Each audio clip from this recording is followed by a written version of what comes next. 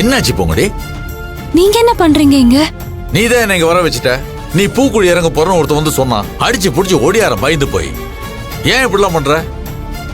மாமா, என்னால ஒரு பையனுக்கு ஆக்சிடென்ட் நடந்துருச்சு மாமா. சரி, ஆக்சிடென்ட் ஆனா ஆம்புலன்ஸ் வர வைக்கணும், ஹாஸ்பிட்டல் கூட்டிட்டு போகணும். அவனுக்கு எதுவும் ஆகாதுன்னு நினைச்சேன் மாமா. அப்புறம் எதுக்கு இதெல்லாம்? அந்த பையன் ரொம்ப சீரியஸா இருக்கான்னு டாக்டர்லாம் சொன்னாங்க. அவனுக்கு ஏதாவது ஆயிடுச்சுன்னா அந்த குற்ற உணர்ச்சி காலம் ஃபுல்லாவும் என்ன நிம்மதியாவே இருக்க விடாது மாமா. குற்ற உணர்ச்சியா? என்ன சொல்ற? ஆமா மாமா, அவன் என்கிட்ட விளையாட்டா பிரச்சனை பண்ணான். பதிலுக்கு சீரியஸா நான் அவனுக்கு தண்டனை கொடுத்துட்டேன் மாமா. அவனோட பைக்ல இருக்கிற பிரேக் ஒயரை கட் பண்ணி விட்டுட்டேன் மாமா. என்னம்மா சொல்ற? அந்த பையனுக்கு ஆக்சிடென்ட் ஆகி அவனுக்கு இவ்ளோ சீரியஸ் ஆகும்னு நான் நினைக்கவே இல்லை மாமா. யாரோ ஆம்புலன்ஸ்க்கு கால் பண்ணி அவனை ஹாஸ்பிட்டல்ல சேர்த்திருக்காங்க. நான் அகிலனை பார்க்க ஹாஸ்பிட்டலுக்கு வந்தப்போதான் மாமா அவனையும் பார்த்தேன். ஒரு மாதிரி மனசுக்கு ரொம்ப கஷ்டமாயிடுச்சு. அவன் ரொம்ப கிரிட்டிக்கலான கண்டிஷன்ல இருக்கான்னு டாக்டர்ஸ் எல்லாருமே சொன்னாங்க மாமா. எனக்கு என்ன பண்றதுனே தெரியல மாமா. அதுக்காக தான் சாமி கிட்ட வேண்டிக்கிட்டு அவனுக்காக பூக்குழி இறங்கின மாமா. சரி, அதுக்காக நீ பூக்குழி இறங்கினா அவர் நல்லா இருவாரா? சரி, அது கூட உன்னோட நம்பிக்கையாவே இருக்கட்டும். உனக்கு ஏதாவது ஒன்று ஆச்சுன்னா என்ன பண்ணுவ? நீ எப்படியாவது படிச்சு பெரிய ஆள் ஆகணும்னு போராடிட்டு இருக்க. அந்த மாதிரி நேரத்தில் இந்த மாதிரி சிக்கலை ஏன் இழுத்து போட்டுக்கிறேன்னு கேட்கிறேன். இந்த விஷயம் உங்க அப்பாவுக்கு தெரிஞ்சதுன்னா எவ்வளவு பெரிய பிரச்சனை ஆகும். அவரே தீய மூட்டி உன்னை தூக்கி அதுல போட்டுருவாரு. இங்க பாரு, நீ அந்த பையன் மேல பரிதாபப்பட்டு தான் இதெல்லாம் செய்யற. எல்லாம் சரிதான், ஆனா அதுக்கு சொல்யூஷன் இது கிடையாது. எனக்கு இதை விட்டா வேற எதுவும் தெரியல மாமா. நீங்க சொல்றது எல்லாமே கரெக்ட் தான்.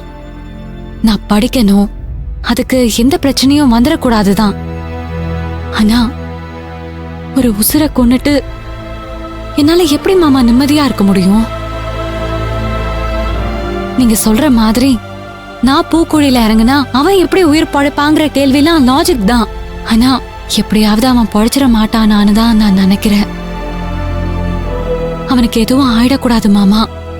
நெருப்புல இறங்குறதுக்கு முன்னாடி வரைக்கும் அவனுக்கு எதுவும் ஆயிடுமோன்னு எனக்கு ஒரு பயம் இருந்ததுதான்.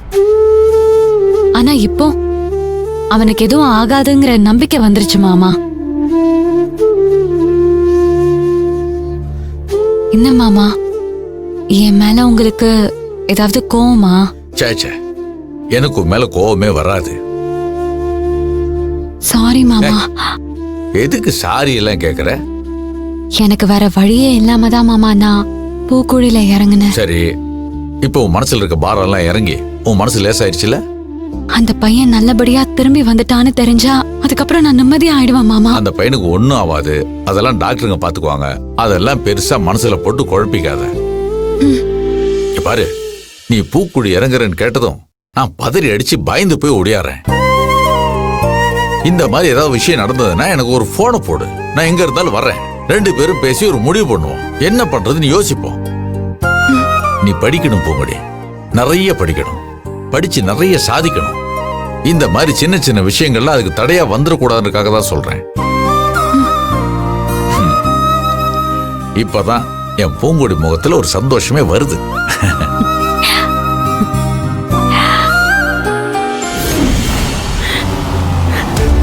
சரவணா, சரவணா, கண்ணை முழிச்சு பாருப்பா.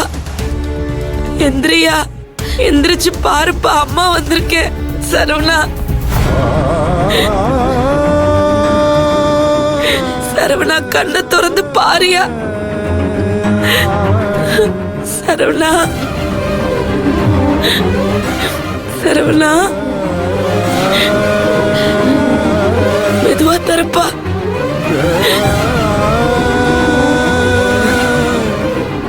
உனக்கு ஒண்ணும் இல்ல, உனக்கு ஒண்ணும் இல்ல. நான் வேண கடவுள்லாம் உன்னை கைவிடலப்பா. என் பிள்ளைக்கு ஒண்ணும் ஆகாது, என் பிள்ளைக்கு எதுவும் ஆகாது. சரவணா,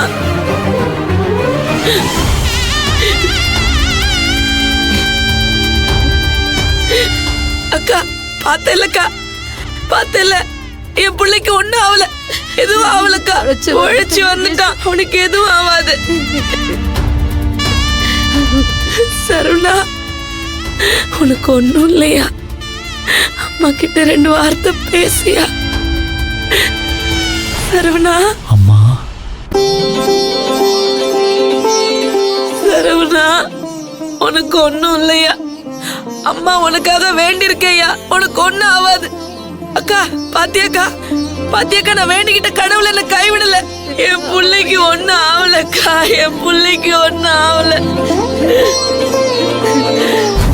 என் நம்பிக்கையை காப்பாத்திட்ட கடவுளே, என் வேண்டுதலை நிறைவேற்றிட்ட. எனக்கு இதுவே போதும். சரவணா, உனக்கு ஒண்ணும் இல்ல, உனக்கு ஒண்ணும் இல்லப்பா. இப்ப எப்படிப்பா இருக்கு? ஒன்றும் இல்லைம்மா. சரவணா, உனக்கு இந்த அம்மா ஒண்ணும் ஆக விட மாட்டேன். தைரியமா இரு, அம்மா நான் பாத்துக்கிறேன். நீங்க இருக்கும்போது எனக்கு என்னம்மா கவலை? சரவணா, நீ சிரமப்பட்டு பேசாதயா, கொஞ்சம் அமைதியா படுத்துக்கோ. அம்மா, நான் சாமியெல்லாம் போய் பார்த்து நன்றி சொல்லிட்டு வரேன், சரியா? நானும் போய் சாமி கும்பிட்டுட்டு வரேன். கடவுளே, என் பிள்ளையை காப்பாத்து. என்னம்மா நடிக்கிறா?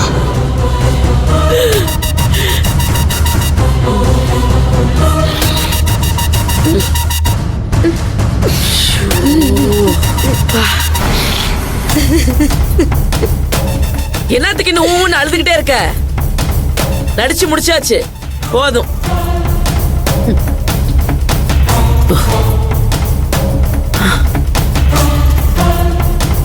சரவணா, எப்படி இருக்கப்பா? ஆ, நல்லா இருக்கேன்ப்பா. நான் ரொம்ப பயந்து போயிட்டேன்ப்பா. உங்களை விட்டு போயிடுவேன்னு நினச்சி. எதுக்குப்பா இப்படி எல்லாம் பேசுற? அப்புறம் எதுக்குப்பா பயந்தீங்க? அது பெத்தவனுக்கு மட்டுமே புரியற பாசமியா. ஒரு வகையில நீ சொன்னதெல்லாம் உண்மைதான். எங்க என்னை விட்டு போயிருவியோன்னு பயந்தப்பா. சரவணா, இத்தனை நாளா அப்பா கூட தானப்பா இருந்த. இனிமே வந்து என் கூட இருன்னு உங்க அம்மாக்காரி கூப்பிட்டுருவாளோன்னு கதறி அழுத. என் பிள்ளைய என்கிட்டயே திருப்பி கொடுத்துருன்னு உங்க அம்மா கிட்ட கெஞ்சின, கதறுன. செத்து போனவங்க சாமிக்கு சமம். சாமியா இருந்து வரங்குடுன்னு கேட்டேன். அதுக்கப்புறம் நேரா கோயிலுக்கு போய் அந்த சாமி கிட்டயே உன்னை நினைச்சு வேண்டுனப்பா. ஆனா எந்த டாக்டருமே நம்பிக்கையா ஒத்த வார்த்தை கூட சொல்லலப்பா. நான் கும்பிட்ட சாமியும் சாமி மாதிரி இருக்கிற உங்க அம்மாவும் கை விட்டுட்டாங்களோன்னு நினைச்சு தவிச்சு போயிட்டேன்ப்பா.